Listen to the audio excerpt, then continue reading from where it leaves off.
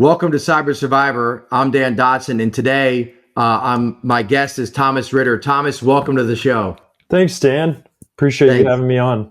Yeah, absolutely. I know we've previously discussed your perspective around Oracle. I'd like to broaden it up a little bit, but for those in the audience that may not have seen that, just give us a little bit of your background before we jump in. Yeah, so I'm an attorney that is a privacy and cybersecurity practitioner. A lot of my day-to-day functions with clients revolve around everything from, proactively advising them on general legal cybersecurity compliance to then, advising them in the circumstances of them having undergone an incident, right? And dealing with the fallout of said incident.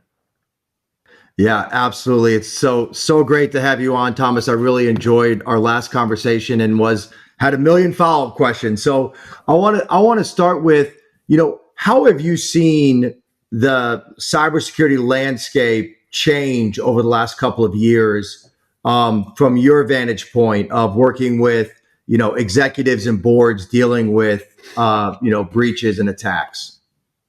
Yeah, I think there's a larger receptivity, a greater cognizance around just the general risk that comes with cyber. I think, and don't take my word for it. If you want to, look up what feels like annual report after annual report that's put out, the number one greatest concern in the minds of executives year after year for the last 3 or 4 years running, right, is cybersecurity and the risks surrounding it. I think it's also really interesting just to zoom out and think about, threat actor landscape, and let's just focus for purposes of the discussion on the ransomware economy. I mean, when I first started advising clients on ransomwares back in 2019, 2020, there were definitely big named threat actor groups, ransomware groups, but it felt way more cohesive and streamlined. And what I mean by that is, the groups almost operated in, as ridiculous as it sounds, a very siloed corporate capacity. Whereas in the last few years, you've seen this rise in RAS, ransomware as a service. You've seen some operators, not just directly carry out attacks, but turn around and sell, their malware strains to rather unsophisticated affiliate actors who then carry out attacks. And so the whole threat landscape has just become so much more fragmented, right? And you've seen just a huge explosion in just named groups alone, right? To the point where it's hard to honestly keep up with versus, a few years ago when there were really probably 6 to 10 big name players who just would repeatedly hit organizations again and again and again. Yeah, there's no question that the proliferation of attacks has increased, certainly the complexity as well. And as we think about being a targeted industry in healthcare for ransomware events, part of that is the adversarial intent that we think about, Thomas, right? Like ultimately, these bad actors want to monetize their efforts, right? And so they're going to look for areas where their efforts could maximize the amount of money that they can make, right? And so when you think about our world of healthcare, where organizations are designed to deliver care in communities that are now reliant on technology, if they're held ransom, they can't deliver care, right? And so it increases the likelihood that they may pay the ransom. When you're dealing with clients in a situation with a security incident that may be a breach, how do you help them think through? Do you pay the ransom? How do you think through the balance between care delivery and paying the bad guys? Yeah, it's a very nuanced discussion. And before I even answer that, you jogged my memory that to my earlier point about just how fragmented the threat actor economy has become. I had clients, 3, 4, 5 years ago that, believe it or not, once in communications with threat actors, it was made known that, let's say I had a children's hospital. I also had a client who routinely provided healthcare services to special needs individuals. And once that was made known to the threat actor group, they actually dramatically reduced their ransomware requests down. By no means am I trying to, commend these criminals from, having made the decision, or trying to say that they aren't doing really bad stuff, but that's significantly changed, where I feel like, the discount because of the services we're providing is really a non-starter these days. And bad actors, it's purely about, to your point, how much can we maximize our profit potential and earning capacity off of having hit an industry that is entirely predicated upon providing not just services to people, but, life-threatening services in many instances. As far as do you reach out and speak with the threat actor or not? Almost unequivocally, we always advise clients to do so. Now, I think an important distinction is not to do so directly, right? You want to retain external, professionals who are solely and exclusively operating in the negotiations space, right? As skilled professional negotiators. And the reason I say, they should do so almost every single time is there's a lot of intelligence to be gleaned in those early preliminary conversations had between the negotiator and the bad actor, to the point where, they'll provide entire file tree listings of information that they're claiming to have exfiltrated. And in turn, when the negotiators provide that back to us as counsel and the client, they can try to, better assess some of the malicious activity and where it took place on their network. So more often than not, too, as well, it allows you to buy time, right? I think most clients feel, such a sense of urgency that by communicating with these bad actors, it means that payment becomes inevitable. And we really talk and walk them through the steps that's completely to the contrary, right? It's really more about allowing yourself to buy time, glean information, and then ultimately make a more informed decision at the end of the day on whether or not, you think it's in the best interest of the organization to pay and make a ransom payment. Yeah. Yeah. You talked a little bit about the feelings. Take us into that conversation, Thomas, when you're talking with a client on the hospital side, in the C-suite or the board. What's the dynamic like in those conversations? What's the mood like, the anxiety? Do you have an experience or two? You don't need to obviously name who it is, but take us into that room. What's the feeling like that? How are people acting? It's emotionally charged. It's high stakes. It's, it can be very heated, right? And I would say more often than not, executive leadership usually at the outset takes a very hard line stance of, we don't negotiate with terrorists, right? And we don't want to reach out to them. And, it's my job as counsel to walk them through, as I just mentioned, some of the benefits of having a conversation, or having, again, external, professional negotiators have that conversation. And two, I think that risk calculus truly can change by the second, by the hour, right? I mean, it gets into, do you have viable backups? I mean, how long is restoration going to take? There's increasingly become greater and greater importance around just public perception, right? And do you want to be able to make the argument to, your patients and your employees that we've made a payment to try to suppress this data in the interest of protecting you?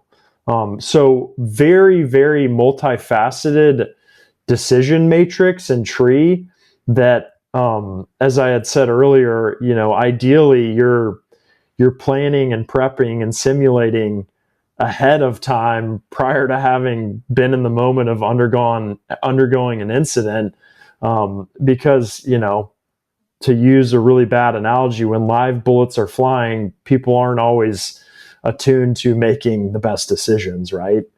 Yeah. Yeah. Well, and do you see a distinct difference when you're working with a client that's done tabletops, that's done simulations, and when you're working with a client that has not done that? 100%. 100%. I would say at a bare minimum, that have done tabletops, and then even more so, organizations that may have had a prior incident. And there are a lot of, lessons that they learned and key takeaways. And that really, is symbolic of just the principle that just because you've gone through one ransomware doesn't, mean that you won't go through another, right? But yes, I think preparedness efforts and people having done as much as they can to walk through and simulate, these types of circumstances, and a heavily charged environment goes a long way to then, responding in a very mannered and pragmatic manner and cautious approach. Yeah.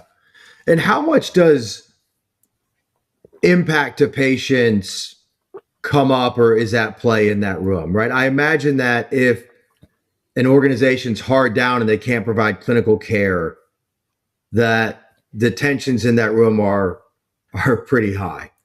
I would say it's the number one priority.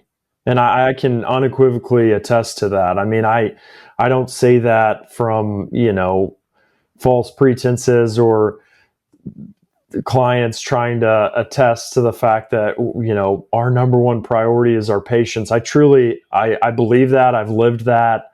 That makes the healthcare industry rather unique, right? As opposed to someone like manufacturing or, these other industries. I would say financial services is somewhat similar, right? When people's money is at play, when it's at risk, there's a heightened appreciation, a heightened sense of, business operations and needing to restore as quickly as possible. But number one on the totem pole would be healthcare and your ability to provide patient services. And, when you're bringing in external assistance, everyone needs to be on the same page that the primary and sole focus at the outset of an incident, particularly one like a ransomware, needs to be getting back up and running. Yeah. And how have you seen organizations be equipped to do that? Right. Yeah. I mean, I hate to reiterate the same point over and over, but some of it gets down to preparedness efforts. Some of it speaks to redundancy measures, just overall cyber resiliency. Have they pressure tested their backup strategy? Have they, forced themselves into thinking through scenarios where you may have critical systems taken offline, and what sort of measures do you have in place to try to stand those systems back up? And one of the worst conversations to have with a client, particularly a healthcare client who's going through a ransomware, is, the usually eternal optimism at the outset that there's viable backups and that they can restore from backups, and then that changing rather quickly as we get more and more into the incident itself, right, and getting our arms around it. So I think that's one of the things that, and we could have an entire conversation on just policy, legislative policy around cybersecurity. And for me, there needs to be more of a vested interest of concerted efforts towards preparedness, as opposed to looking at it through the lens of, we send impacted individuals a notification letter when the dust settles that at this point, everyone is apathetic to, right? We've all received a dozen breach notification letters in the mail. We all take one look at it and usually throw it in the trash. And I think everyone's fatigued by the fact that we've now been offered credit monitoring for the umpteenth time, right? For patients, I think the focus needs to be about what are we doing? What sort of efforts are taking place to ensure that this never happens, right? So that we don't have a disruption to providing patient care. And I think that's a significant shift in our mindset. And I think it needs to be, reflected, federally, as well as with respect to state laws of, really thinking about what we're doing on the front end versus approaching it from a reactive posture. Yeah, I think that's right, and I think that one of the challenges that is as I think about the healthcare landscape and the deployment of capital, which is going to have to happen if we're going to increase our resiliency through the healthcare lens, is you know patient care, regulation, and revenue are the three big drivers, right? We're largely a fee for service. This is not a value-based care podcast, right? We're largely a fee for service, right? And so we have to be doing things in the health system to generate revenue so that we can execute our mission. So those three things are kind of important. And we often see cyber budgets caught in the middle of all three of those, right? And I think really framing cybersecurity as a patient safety issue to deliver the care in the communities, seeing it as a critical element, and then moving the regulatory requirements and subsequent funding mechanisms for a large part of this is how we're really going to move the needle, right? Because I see a ton of organizations that know what they need to be doing, Thomas. They just don't have money that they can move from the bedside into cybersecurity, right? Yeah. I mean, with respect to the proposed, update and amendment to the HIPAA security rule, I mean, hotly debated, right? And I think from the perspective of this current presidential administration, a lot to be seen on whether or not it even, continues to move forward. The notice of rulemaking period just ran out around the proposed updates to the HIPAA security rule. I know OCR recently offered a public statement that they're reviewing comments that, everyone from the American Hospital Association on down provided. But you're right. I mean, the number one concern, I think, right, in a nutshell, is if there are bare minimum security specifications across the board implemented into the healthcare system, how are, rural covered entities going to find ways to supplement that cost and comply with the regulation? It's difficult because, you see these just massive incidents like Change happen and the widespread ripple effects. And the irony is that so many of these incidents are the result of relatively like rudimentary security controls that just aren't in place, like a lack of multi-factor authentication. So I'm not sure how that's going to change unless you're legally required, right, to ensure that MFA is deployed throughout your environment, or you're legally required to, update outdated servers, right, and address and implement, changes to CVEs that may be out there in the wild. So it's a difficult conversation to have, and I know it's one that I think people have very strong feelings about, but it feels at this point, with just how commonplace ransomware has become in the healthcare industry, something has to change at a bare minimum. Yeah, and I completely agree. I think that the CPGs that were released, are you could label those a lot of fundamentals of cybersecurity. Those are not necessarily cutting edge things. Those are the fundamentals that organizations need to be doing. But again, I understand the economic situation within healthcare organizations, and it just becomes very difficult to fund those types of investments. And we got to figure that out. Yeah, right? I mean, when the Biden administration on their way out the door proposed this update, and one of the initial price tags of the first year of implementation for entities to comply with those updates was $9 billion. I mean, that's a big number, right? And so I think, if the update's going to move forward and that reg is going to start requiring specific security implementations, there's probably going to have to be some sort of federal funding to assist folks and organizations with meeting those obligations. Yep. Yep. I agree. So I want to talk a little bit about the human side of cybersecurity breaches. That's one of the things I love talking about on the podcast.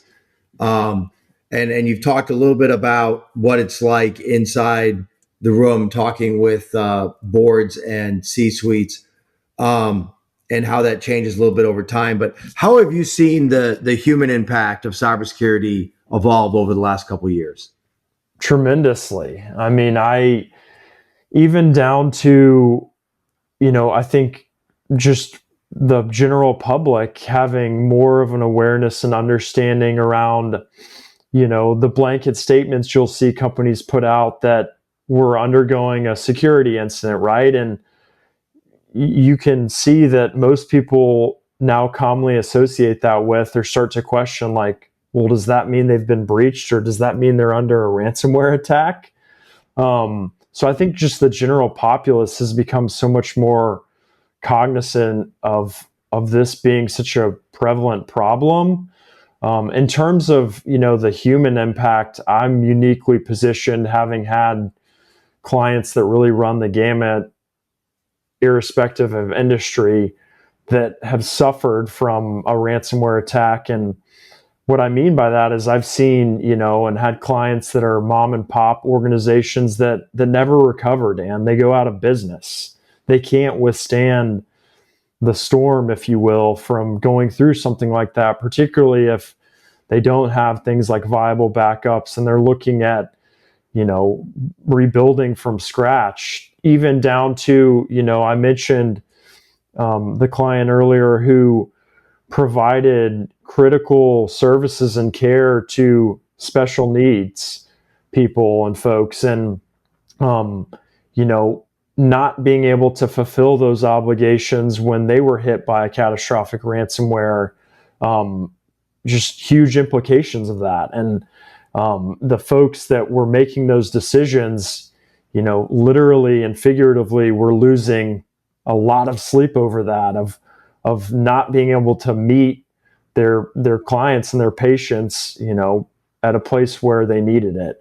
So I could speak on this, and I think that's what makes this podcast really unique. It reiterates kind of an earlier point I made, that the human element is the element that we really need to be stressing. It needs to be what we're like forward thinking and having, policy discussions be critically informed by, is, how does this impact, the everyday individual? And the healthcare space, it's proven that it can be rather catastrophic, even from, I think the first reported death experienced by a German hospital of a patient that was en route in 2020 or 2021, and that hospital, having undergone a ransomware attack, and that patient being diverted to another hospital and dying en route, to, other instances like a hospital in Alabama from a few years ago where, a woman delivered her baby, and the baby actually had the cord wrapped around its neck and was born with significant cognitive impairment, and all of that taking place during a ransomware, and a subsequent lawsuit being brought to say that the hospital was negligent in their ability to provide care because of the fact that they were undergoing a ransomware incident. So those are not just real world examples, but unique to other industries. Those are life and death examples, right? That changes the overall calculus and tone of these difficult conversations. Yeah, I think that's right. And you mentioned it earlier, Thomas, but we've all received the breach notifications of our data. We've all received the credit monitoring. And I think generally society is, less fazed by those types of things. That's a very different discussion when you can't get care, right? If you're trying to get treated for cancer and you're on a series of or a regimen of, medical care over a series of time, and that gets disrupted. And I don't necessarily think that folks that don't live in the admin or the IT side of healthcare every day understand just how reliant we are on technology to deliver care, right? And people have seen the 2020s and the shows where it's like, oh, the doctors are burnt out and they're always on their laptops, so they know technology's there, but actually delivering care plans, coordinating care. I mean, there's hundreds of systems that these health systems are running. It's not one application, it's hundreds of applications that are exchanging data to put these complex care environments together. And when that gets taken offline, our clinical staff, that they just don't know how to operate at the same level that they do when they have it, Yeah, I mean, it speaks to, just the increasing over-reliance on technology, right? And we've shifted away from doing things manually, doing things on paper. And with that, then comes these inevitable risks of, should that be taken away, how adept are people at returning back to the previous medium and format? And I think the vast majority of time, the answer is not very, or not well prepared. That's right. That's right. Agreed. I mean, just think about it from a consumer perspective. If you don't have your phone and your apps and you don't know how to consume news, you don't know how to order a car, you don't know how to order food. I mean, you forget what it was like before that, Yeah, I mean, a great example of that in the context of ransomware is that first 24 to 48 hours when a ransomware gets kicked off can be so chaotic and frenetic, even down to, internally the org being able to communicate amongst themselves, right? And so, if you don't have the ability to use your company email, where does that leave you, right? And are you prepared to be able to contact people directly off of company issued devices? Do you have, protocols and a medium in place to, or what we colloquially refer to as off-band communications, that would allow you to align the appropriate incident response stakeholders? It's something that more often than not we see, and I've had instances where, the client, the organization says, we feel really good that our email is secure, even with this ransomware being 24 to 48 hours, new. And lo and behold, we get into things and we either receive, indications that suggest otherwise, or we've had threat actors inject themselves in conversations or even join. I once had an instance where, we were having a forensic update call, and as we performed a roll call to get into some of the preliminary forensic findings, we realized that there was actually a person on the line who was part of a specific threat actor group that was listening in. Yeah. So, I mean, those are really, I think, subtle but important nuances that, candidly, unless you're, semi-annually being very strategic and diligent about trying to prepare for, or alternatively, you've been through an incident like that and experienced it the hard way, most organizations, most leaders just, they don't think about right ahead of time.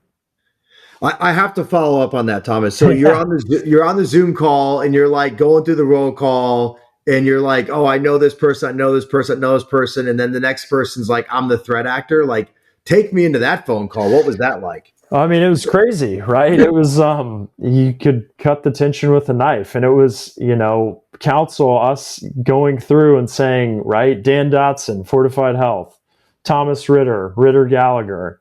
And then it was actually just a phone number, but it was, okay, who's at this specific phone number?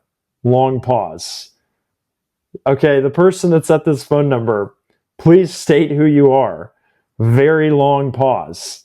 And finally, just before we're getting ready to, because we had actually sent the invite, expel the person from the call, they just basically say in a thick accent, "You need to pay or else," and they hung up. And for everyone that was on the call, I mean, not that, there wasn't already such a heightened sense of, how serious of nature this was. I mean, if that didn't do it, I don't know what will, right?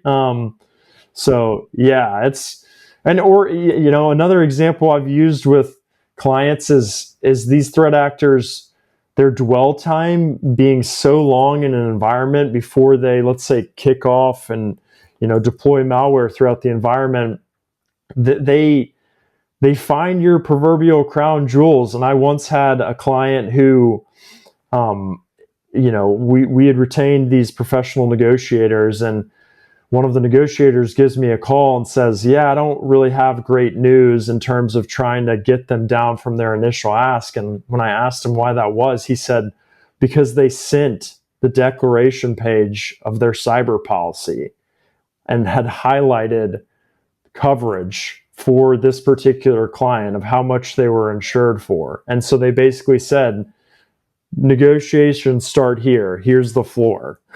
Right? So they were in possession of their cyber policy itself. It's crazy.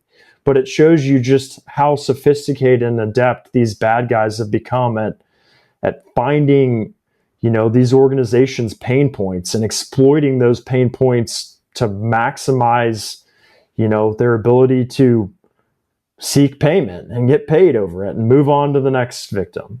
Yeah, it makes it difficult to lower the ransomware fee when they say you're insured for an amount more than that. Yeah, Tom. it really does. It does.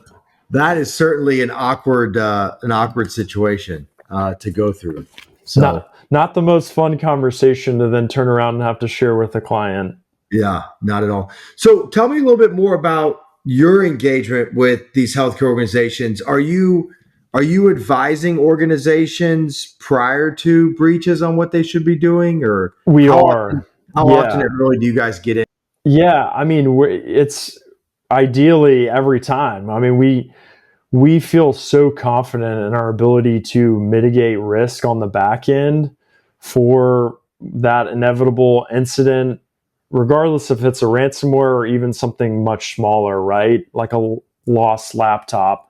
If we can work with an organization and kind of come in and holistically evaluate their cybersecurity posture, their approach, how they're doing things, what sort of security controls they have in place. And so we've really emphasized and had a lot of success with current clients of ours, doing that on the front end and being able to shore up some of those insufficiencies and, gaps. And then it really paying off on the back end if a client then has to go through the unfortunate circumstance of having a security incident and trying to minimize the pain and disruption that comes with that.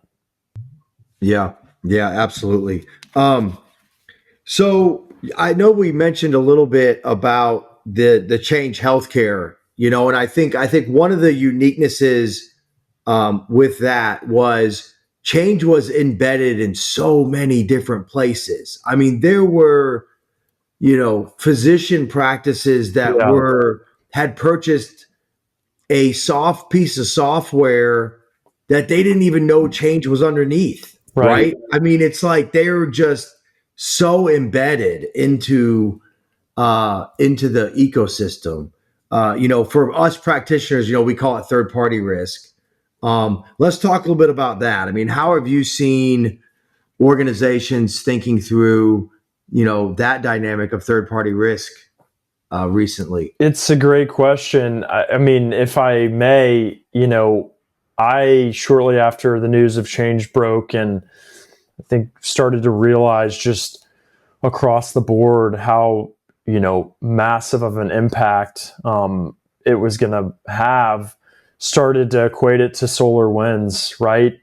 And SolarWinds was one of, if not the initial incidents where it was a mindset shift of how people really evaluated their tech stack, their architecture, and really tried to better understand the facets involved in their architecture.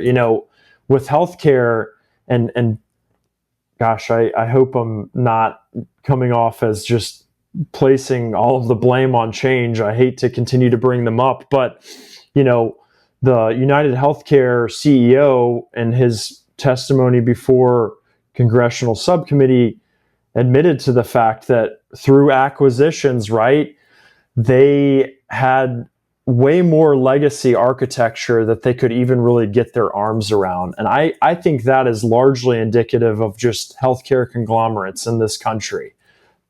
If you got them in a position to honestly discuss these things, they would probably agree that they themselves are worried about, all the things that are touching their network and, outdated systems that, right, can't be segregated or taken offline because they're performing some sort of critical function that's, right, a non-starter. And so I think one thing that was really cool that CISA, the Cybersecurity and Infrastructure Security Agency, did under the previous administration, and I really hope continues to do under the Trump administration, is focus and orient a mindset shift around, right, like a software bill of materials and evaluating third-party risk through software itself and trying to analyze vulnerabilities and things like code and addressing those before the bad guys have the ability to manipulate it and use it for bad, right? So that's something that I see more and more people in this industry and profession talking about. I think the next step is then being able to communicate that to clients and get them to think through their architecture, their tech stacks in a way that is very thoughtful and prudent and cautious, and try to shore up, those gaps and those holes. Yeah, I know. I think it's interesting that, as you think about healthcare operating in grocery store margins, there's not a lot of capital available for even system redundancy, right? And like the example that I give is like Silicon Valley Bank when it went under. A lot of private equity backed businesses had their banking relationship in a single bank, Yeah. Right? They held the debt and the operating account. As soon as Silicon Valley Bank happened, everybody has two accounts. Yeah, right? Yeah, that's right. And so like after change happened, everybody was like, oh, let's let the pendulum swing, Thomas, and now I'm going to have two clearinghouses. Yeah. Right. And some did and some didn't, and all, it was a spattering around the industry. But like, there's too many applications to let that pendulum continue to swing on what happens. Yeah. I will tell you the counter argument, Thomas, to the conglomerate, and I'm independent, I'm neither for or against it, is that's going to cost them like $1 billion. Had Change Healthcare not been a part of United Healthcare, we'd be having an entirely different discussion because they wouldn't be in business. Yeah. Because they wouldn't have had the capital they wouldn't have had the billions of dollars to withstand it. Yeah, that's right. So I don't know. Only time will tell. But I want to give you the opportunity, Thomas, for any final thoughts that you have as we wrap up today. This has been fantastic. No, I've really enjoyed it, Dan. I want to thank you again for having me on. And I think in closing, it's just somewhat the way I started.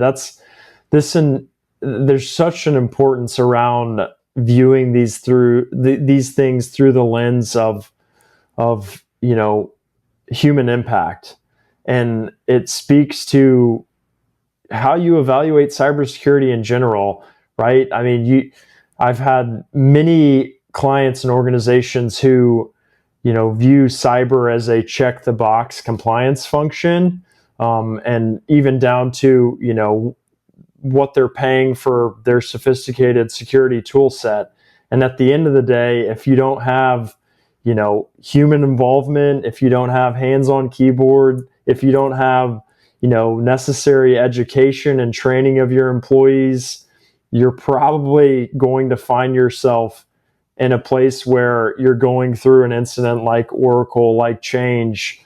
So it really, all of that revokes and starts with kind of back to, the human involvement and element in it. So I think this is such a important message that you're getting out, and definitely just applaud, you doing this, because it's, to my knowledge, one of the first of its kind. So kudos to you. Well, thanks so much, Thomas. I really appreciate it. And at the end of the day, we're all patients at some point. So this is meaningful for all of us. So thank you so much for coming on, and we'll be in touch soon. Thanks so much. Thanks, Dan.